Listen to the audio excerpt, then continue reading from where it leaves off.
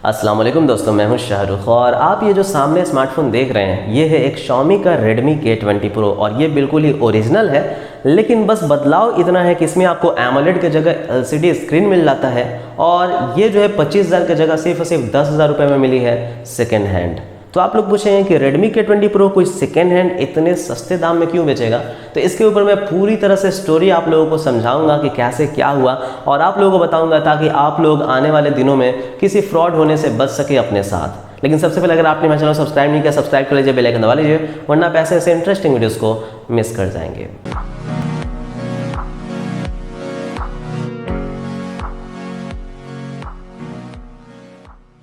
तो गाइस देखिए, सबसे पहली चीज़ ये हुआ कि मेरे एक फ्रेंड है जिन्होंने मुझे कॉल किया और उन्होंने मुझे कहा कि मेरे को एक Redmi K20 Pro मिल रहा है सिर्फ और सिर्फ 10,000 रुपये में सेकंड हैंड, तो क्या मैं बाई कर लूँ। तो मैंने कहा यार Redmi K20 Pro तो 25,000 का है, कोई 10,000 में सेकंड हैंड दे रहा है तो बहुत अच्छी बात है। और उन्होंने कहा कि ये सिर्फ और सिर्फ 3 से 4 महीने यूज़ किया हुआ है। तो मैंने कहा यार चलो बाई कर लो, अच्छी बात है, बहुत ही पावरफुल फ़ोन है। और उन्होंने बाई कर लिया। बाई करके वो फ़ोन को मेरे पास ले आया और उन्होंने कहा कि इसे थोड़ा सा सेटअप वगैरह कर दीजिए और अपडेट वगैरह कर दीजिए। तो मैंने कहा यार चलो अच्छी बात है। लेकिन जैसे ही मैंने फर्स्ट टाइम उस स्मार्टफोन को अपने हाथों में पकड़ा और उसकी स्क्रीन की तरफ देखा, तभी मुझे समझ में आ गया कि इसमें कुछ ना कुछ गड़बड़ और घोटाला है। जी हाँ गाइस, क्योंकि जो इसका स्क्रीन है वो बिल्कुल AMOLED की तरह लग ही नहीं रहा था। और क्योंकि उसमें पहले से डार्क मोड इनेबल था तो मुझे डार्क मोड AMOLED वाला डार्क मोड की तरह नहीं लगा। तब मुझे समझ में आ गया कि इसमें LCD स्क्रीन है। हालांकि LCD स्क्रीन वाली बात समझने में थोड़ा सा टाइम लगा, लेकिन गाइस जब मैंने उसके कर्व्ड एजेस देखे तो मैंने जहाँ तक Redmi K20 Pro देखा है उसमें काफ़ी ज़्यादा एग्रेसिव कर्व्ड एजेस होते हैं, यानी कि जो कॉर्नर है वो काफ़ी दूर तक कटआउट होते हैं। लेकिन इसका जो कॉर्नर था वो काफ़ी मोटा था और काफ़ी राउंड था, जिससे मुझे समझ में आ गया कि इसका डिस्प्ले बदलवाया हुआ है। LCD स्क्रीन समझने का बेसिकली गाइस 3 रीज़न था। सबसे पहला जो डार्क मोड है वो अच्छे से काम नहीं कर रहा था, उसमें स्क्रीन जल रहा था। ऑलवेज ऑन डिस्प्ले जब मैं उसमें ऑन कर रहा था, जो कि सुपर वॉलपेपर वाला है, तो उसमें भी फुल स्क्रीन ग्लो हो रहा था, पूरी तरह से ब्लैक नहीं हो रहा था। और तीसरी चीज़, जब मैं उसके स्क्रीन को प्रेस कर रहा था तो अंदर के जो लिक्विड क्रिस्टल्स हैं वो दिख रहे थे। तो इस वजह से मैं समझ गया कि अरे भैया इसमें तो LCD स्क्रीन लगाया हुआ है। तो मेरे फ्रेंड ने कहा कि अच्छा चलो यार LCD स्क्रीन है तो क्या हुआ, एटलीस्ट 10,000 में मुझे दे रहा है, क्या ये अच्छी डील है या नहीं है। तो मैंने कुछ और चीज़ें जो है टेस्ट करने की कोशिश की। तो जैसा कि आप लोग जानते हैं दोस्तों कि जो अंडर डिस्प्ले फिंगरप्रिंट सेंसर होता है वो तभी काम करता है जब आपके पास AMOLED स्क्रीन हो, क्योंकि LCD डिस्प्ले के लिए अंडर डिस्प्ले फिंगरप्रिंट सेंसर अभी तक तो मार्केट में नहीं आया है।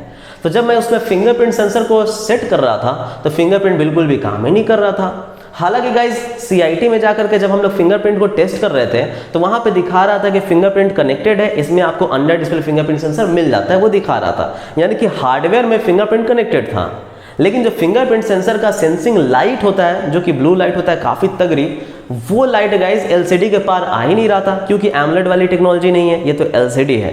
तो LCD के पार नहीं आ रहा था, तो इसलिए हमें फिंगरप्रिंट का कोई लाइट भी नज़र नहीं आ रहा था और फिंगरप्रिंट काम भी नहीं कर रहा था और फिंगरप्रिंट LCD के नीचे ग्लो होकर के रह जा रहा था। सच्चाई क्या था, तो वो बंदा पिछले 3-4 महीने से, जिसने सेल किया था, वो बंदा पिछले 3-4 महीने से इस Redmi K20 Pro को चला रहा था। अचानक से एक दिन उसका फ़ोन गिरता है और फ्रंट की स्क्रीन पूरी तरह से टूट जाती है।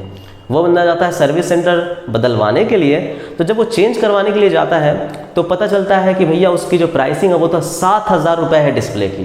तो वो बंदा क्या करता है, एक डुप्लीकेट डिस्प्ले डुप्लीकेट मार्केट से जाके खरीद लेता है, यानी कि नॉर्मली किसी लोकल मार्केट में जाकर के एक डुप्लीकेट डिस्प्ले खरीद लेता है। लोकल मार्केट वाला इसे कहता है कि यार एकदम ओरिजिनल डिस्प्ले है, जैसा कि हर लोकल मार्केट वाले कहते हैं, कहता है कि बिल्कुल ही ओरिजिनल डिस्प्ले है, आपको ओरिजिनल में दे रहा हूँ, बिल्कुल फ़र्क भी पता नहीं चलेगा, आप लगा लो। और ये बंदा लगा लेता है सिर्फ 2,500 से 3,000 रुपये में।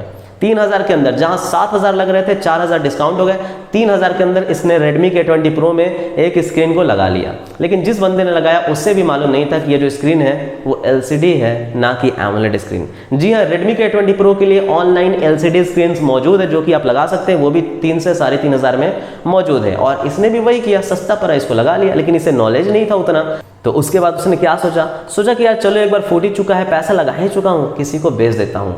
और उसने मेरे फ्रेंड को 10,000 रुपये में बेच दिया।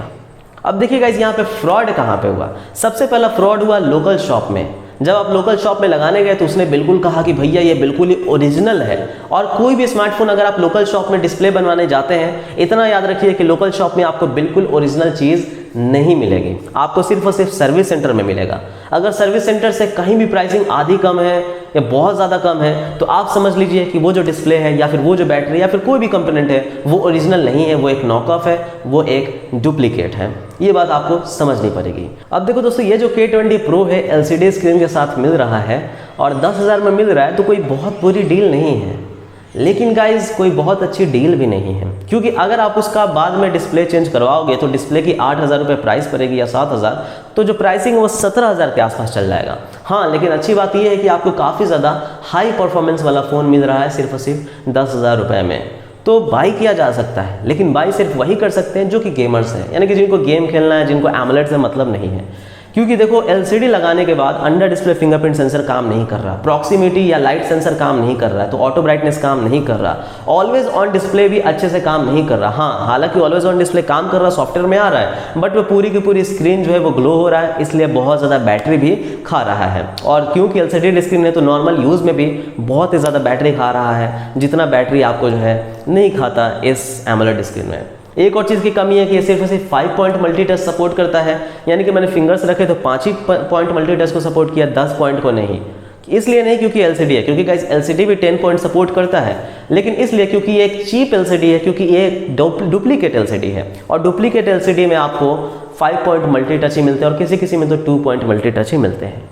तो ये बहुत ही बुरी डील है, और उस बंदे ने जा कर के आज उसका फ़ोन रिटर्न कर दिया है, कहा कि तुम अपना K20 Pro लो, मेरे 10,000 रुपये दो, मुझे नहीं चाहिए। क्योंकि अगर तुम्हें सेल करना है, क्योंकि फ्रॉड अगर उसके साथ हुआ है तो फ्रॉड इसके साथ भी हुआ है, क्योंकि अगर उस दुकानदार ने फ्रॉड किया है कि एमोलेड दे रहे हैं, ओरिजिनल दे रहे हैं और लगा दिया एक चीप नॉक ऑफ LCD, तो उसी तरह से इस बंदे ने भी, सेल करने वाले ने भी फ्रॉड किया है। इसने भी नहीं बताया कि इसमें ये कमी है, क्योंकि अगर आप सेकेंड हैंड फ़ोन बेच रहे हो तो एटलीस्ट कमियों के बारे में बता दो कि हाँ भाई हमने इसमें LCD डाल दिया है, हाँ भाई इसका जो लाइट सेंसर प्रॉक्सिमिटी काम नहीं करता, हाँ भाई इसमें फिंगरप्रिंट सेंसर काम नहीं करेगा क्योंकि LCD है।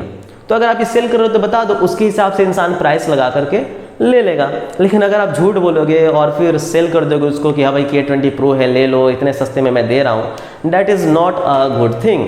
तो इस वजह से गाइज आप लोगों को बचना चाहिए अगर आप कोई भी सेकेंड हैंड स्मार्टफोन खरीद रहे हैं। और अगर आप कोई भी लोकल शॉप में जाते हो, कुछ भी बदलवाते हो, और अगर सर्विस सेंटर की प्राइसिंग और लोकल शॉप की प्राइसिंग में बहुत ही ज़्यादा डिफरेंस है, और अगर लोकल शॉप वाला कहे कि हमारा जो डिस्प्ले है वो 100% ओरिजिनल है, तो उसकी बातों को कभी मत मानो, क्योंकि लोकल शॉप पे 100% ओरिजिनल चीज़ें मिलना आसान नहीं है। बहुत ही कम लोकल शॉप्स हैं जहाँ पे आपको 100% ओरिजिनल चीज़ें मिलेंगी। इसलिए अगर आपके पास पैसा है तो ऑलवेज प्रीफर सर्विस सेंटर। हाँ, लेकिन जिनके पास पैसा नहीं है, जो फाइनेंशियली थोड़ा सा कमज़ोर हैं, उनके लिए मैं कहूँगा कि ये ऑप्शंस भी बहुत अच्छे हैं, यानी कि डुप्लीकेट LCD होना ताकि कम से कम फ़ोन चल सके, ये ऑप्शंस भी बहुत ही अच्छे हैं। लेकिन अगेन, तो कहीं पे अगर आपको फ़ायदा हो रहा है तो बहुत ज़्यादा नुकसान भी होगा। यानी कि अगर आप डिस्प्ले लगवा रहे हैं 3,000 रुपये में, तो सबसे पहला नुकसान तो ये है कि आप ओरिजिनल डिस्प्ले की क्वालिटी उसमें नहीं पाएंगे, आप ओरिजिनल डिस्प्ले की ब्राइटनेस नहीं पाएंगे, आप ओरिजिनल डिस्प्ले की टच पॉइंट्स उसमें नहीं पाएंगे, आप ओरिजिनल डिस्प्ले की टच सेंसिंग आप उसमें नहीं पाएंगे, हर्ज उसमें नहीं पाएंगे, FPS उतना नहीं पाएंगे,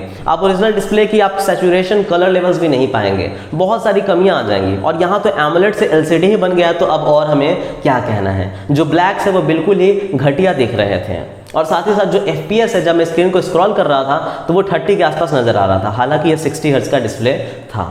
तो जी हाँ, अगर आप कुछ पा रहे हैं तो बहुत कुछ खो भी रहे हैं, और खास करके अंडर डिस्प्ले फिंगरप्रिंट सेंसर भी इसमें खो दे रहे हैं।